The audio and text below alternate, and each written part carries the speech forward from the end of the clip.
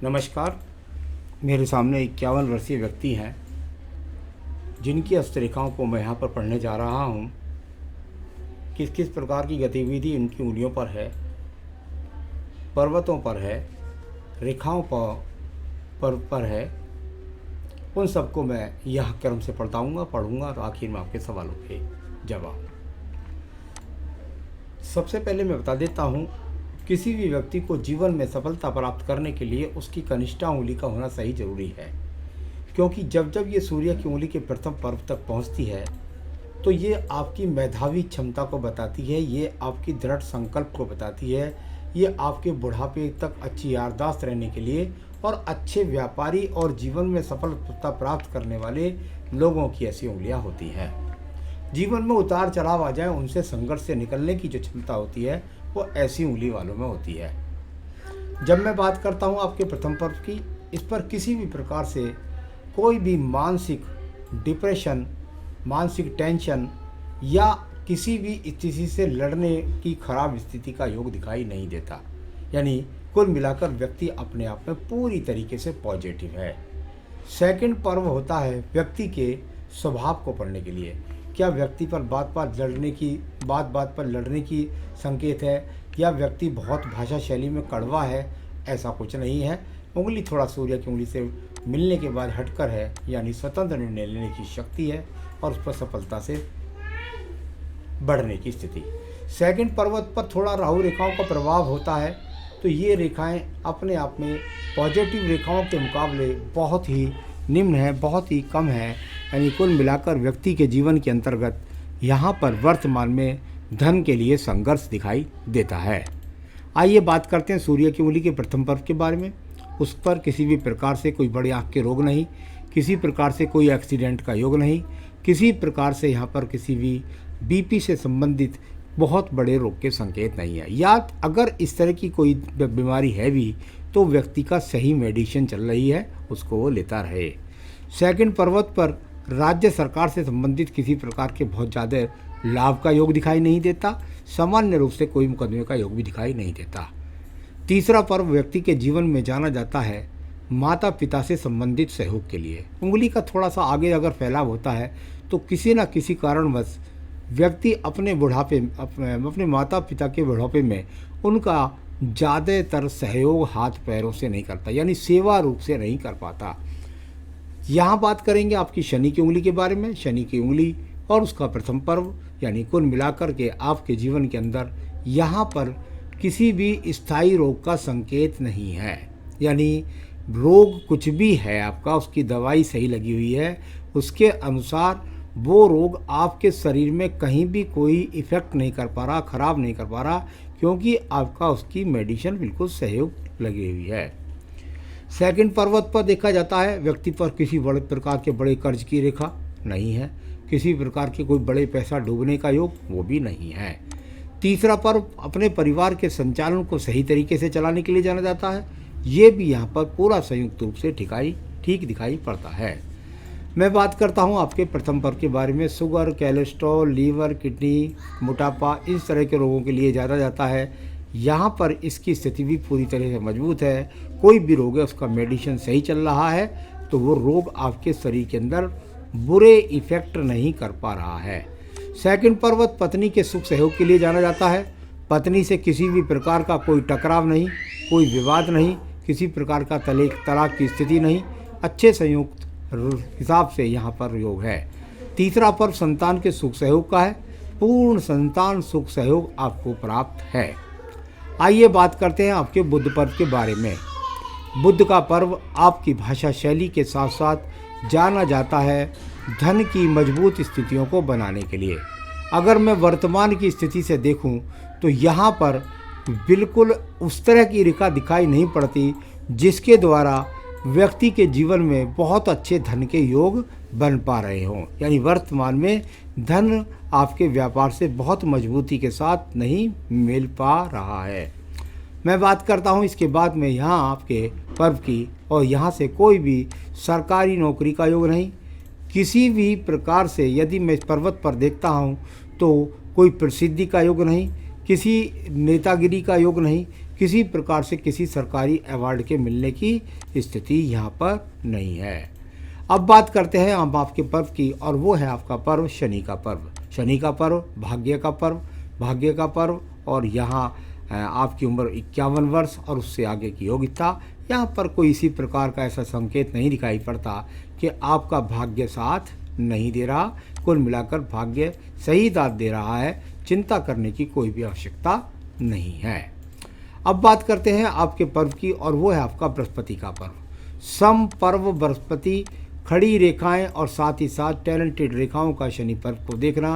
व्यक्ति भक्ति भी करता है, दान पुण्य भी करता है, अच्छा अपने परिवार को संपन्नता से ले जाता है, और मैं समझता हूँ आने वाले समय में किसी और भवन के बनने के योग भी दिखाई देते हैं, या ज़मीन खरीदने के योग भी दिखाई देते हैं। ऐसा संभव आपके साथ 3 साल या 4 साल के अंदर हो सकता है।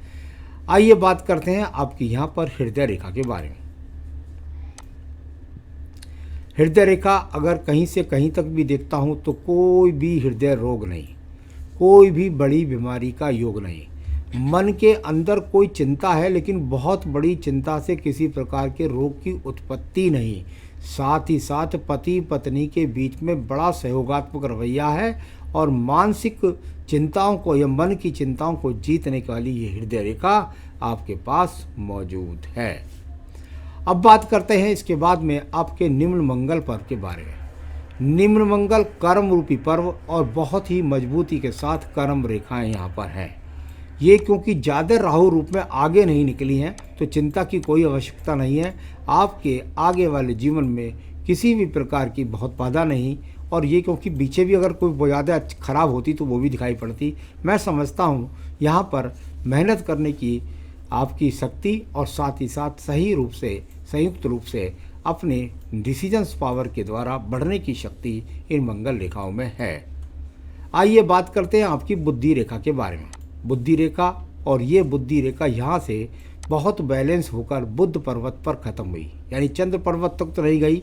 व्यक्ति का स्थायी धंधा है, एक ही शहर के अंदर है, टिकाऊ है, कोई बहुत दूर की सप्लाई नहीं है, इस रेखा से पता लगता है।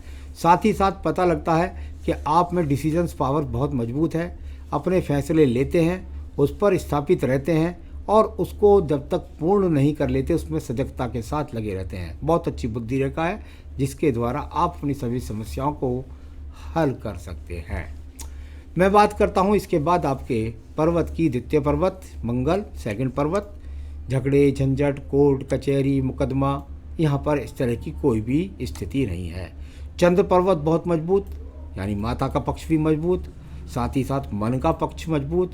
मन के अंदर कोई डिप्रेशन की रेखा नहीं, किसी अवसाद की बीमारी का योग नहीं।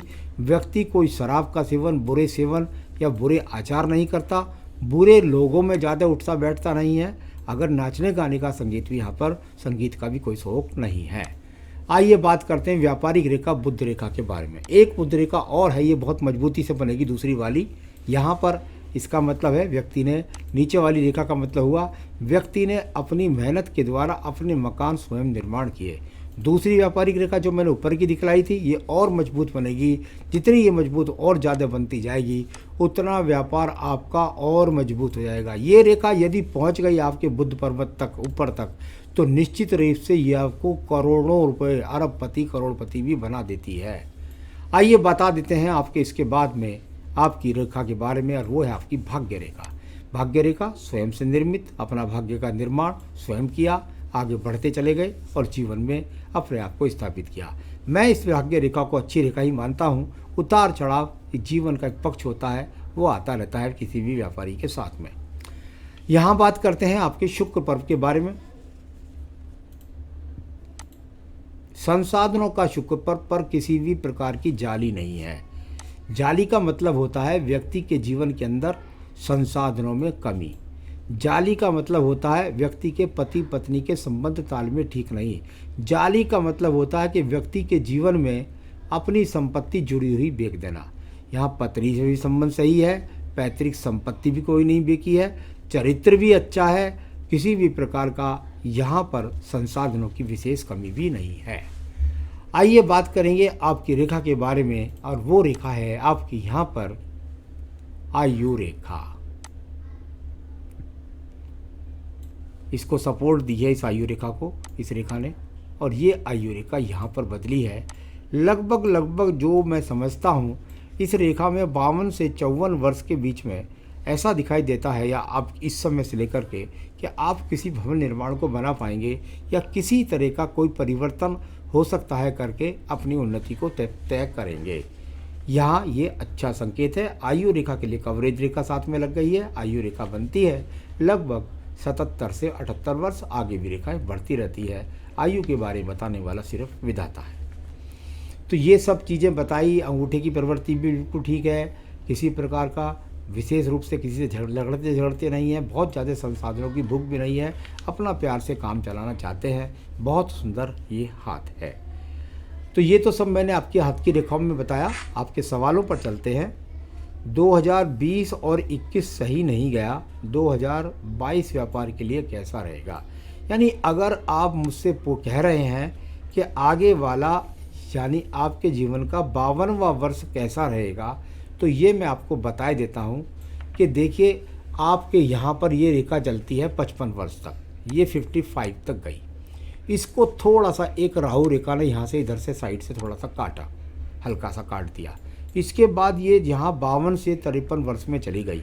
मैं समझता हूँ ऐसा भी हो सकता है कि आप अपने व्यवसाय में किसी और चीज़ को भी इंक्लूड करें और उसकी भी साथ साथ लेकर के चलें। आपका 2020-21 नहीं, 2020-21 सभी का, पूरे वर्ल्ड का, ये कहते हैं भी अकाल मृत्यु, भाई आयु बताइए व्यक्ति की 100 वर्ष, लेकिन अकाल मृत्यु में वो व्यक्ति भी शिकार हो गया। ये सब के साथ जो पिछले वाला 2020-21 था, ये अकाल मृत्यु जैसा ही था। ये बिना वजह सभी लोगों को प्रभावित कर गया। तो ये अकाल स्थिति में सब चीज़ें फेल हो जाती हैं, देश दशा काल सब फेल हो जाता है। उसका प्रभाव रहा आपके जीवन में। आपका व्यापार आगे सही चलेगा और उसमें किसी और चीज़ के जुड़ने की संभावना तरक्की के साथ मुझे लगती है। तो निश्चित रहिएगा 2022 के बाद आपका व्यापार और मजबूती के साथ आगे बढ़ेगा। घर में अशांति रहती है, क्या 2022 में स्थिति ठीक होगी? घर में अशांति का एक एक्स का चिन्ह यहाँ पर देख लीजिए। ये पति पत्नी के बीच में होगा, टकराव होगा, मुंह फेर कर हो सकता है 2-4 दिन बात भी ना करें, लेकिन ये आज बाद में दोनों रेखाओं को जोड़ लिया इसने। इसका मतलब दोनों में तालमेल बनी रहेगी, कोई तलाक नहीं हुआ। साथ ही अशांति की यदि बात करते हैं, जिस व्यक्ति का मैं हाथ देख रहा हूँ, ये अपनी तरफ से कोई अशांति नहीं करता। इसकी रेखाओं में कोई अशांति का योग नहीं है। ये अपनी तरफ से सही काम करता है। ऐसी स्थितियों को शांत करने के लिए पति पत्नी को जो है रुद्राभिषेक साल में एक बार करना चाहिए, और कम से कम घर के अंदर ज़्यादा ना हो तो साल में एक बार हवन या तो माता रानी का या तो यानी जो नौरते होते हैं उनके अंदर हवन कराना चाहिए, और ना हो तो किसी भी समय किसी भी अच्छे से पक्ष में, शुक्ल पक्ष में और पूर्णिमा के दिन घर के अंदर सत्यनारायण की कथा और हवन कराना चाहिए। घर के अंदर शांति के लिए बहुत अच्छा योग होता है। तो इसको करा लीजिएगा, घर की शांति भी ठीक हो जाएगी। पार्टनरशिप का काम 2022 में कैसा रहेगा? यहाँ पर पार्टनर से किसी प्रकार के विवाद की रेखा मुझे दिखाई नहीं दी, तो कुल मिलाकर वो भी ठीक रहेगा। स्वास्थ्य की स्थिति कैसी रहेगी? स्वास्थ्य की स्थिति भगवान की कृपा से ठीक है। जो मेडिसिन चल रही हैं उनको कृपया करके सेवन करते रहिए। शहरी क्षेत्र में घर लेना चाहता हूं, क्या 2022 में इच्छा पूरी होगी? 100% मुझे कई जगह दिखाई दिया, बृहस्पति पर्व से दिखाई दिया, भाग्य रेखा से भी दिखाई दिया। कहीं ना कहीं ऐसा 2 वर्ष में अवश्य होने वाला है। तो ये सारी हाथ की रेखाओं के बारे में बताया। पूजा के लिए मैं आपको बताऊंगा कि आप अपनी पूजा में जो है सिर्फ और सिर्फ संकट नाशन गणेश स्रोत का पाठ अवश्य करें, और साथ ही साथ में आप पूजा कर सकते हैं। इसमें अगर दूसरी पूजा कोई जोड़ना चाहते हैं तो वो आपको रुद्राष्टकम का पाठ करना चाहिए। ये दोनों पूजा कर लीजिए और अच्छी तरीके से आप अपने जीवन में उन्नति करें, ये मेरी शुभकामनाएं। अंगूठी का जहाँ तक सवाल है, मेरी तरफ से आपको पन्ना नहीं बनता, मोती नहीं बनता, सिर्फ और सिर्फ बनता है यहाँ पर आपको फायर ओपल। अगर आप चाहें तो फायर ओपल यहाँ मुझसे मंगवा सकते हैं। जे आपके लिए, व्यापार के लिए, आपके कार्य के लिए, उन्नति के लिए, व्यवसाय के लिए, संतान सुख सहयोग, पत्नी सुख सहयोग, सभी में ही काम आएगा। तो ये आप चाहें तो फायर ओपल यहाँ पर पहन सकते हैं और अपने जीवन में उन्नति तरक्की करें। ये आपकी शुभकामनाएं मैं आपको देता हूँ। नमस्कार।